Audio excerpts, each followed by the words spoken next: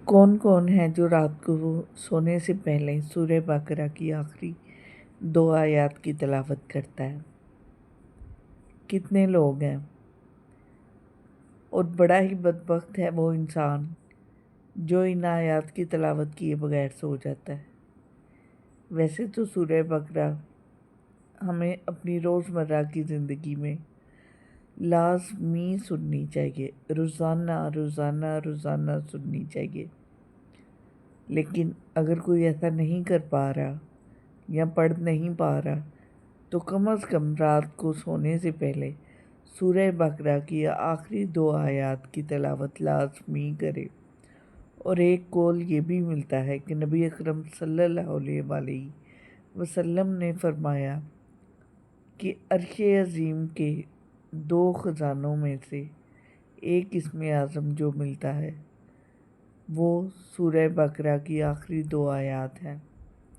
نہ صرف خود پڑھے، اپنے گھر کی خواتین کو بھی سکھانے کا کہا گیا۔ سورہ بقرہ جو کہ جادو کے اثر کو ختم کرتی ہے، گھر میں آئی ہوئی بلاؤں کو ٹالتی ہے، انسان کے اوپر جتنی بلائیں ہوتی ہیں ان کو ٹالتی ہے۔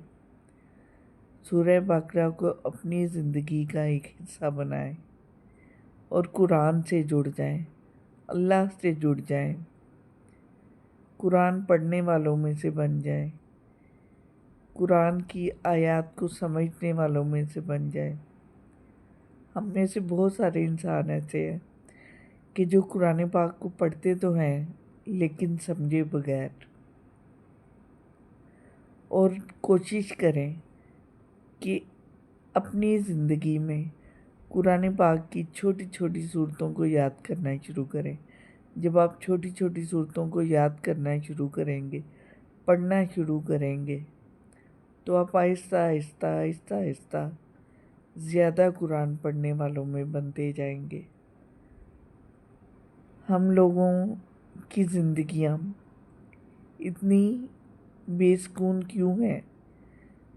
اس کی سب سے بڑی وجہ یہی ہے کہ ہم لوگوں نے کبھی بھی قرآن پاک کو سمجھ کے پڑھا ہی نہیں ہے۔ تو قرآن پاک کو سمجھ کے پڑھیں، خاص طور پہ سورہ بقرہ کی آخری 2 آیات کی تلاوت رات کو لازمی کر کے سویا کریں۔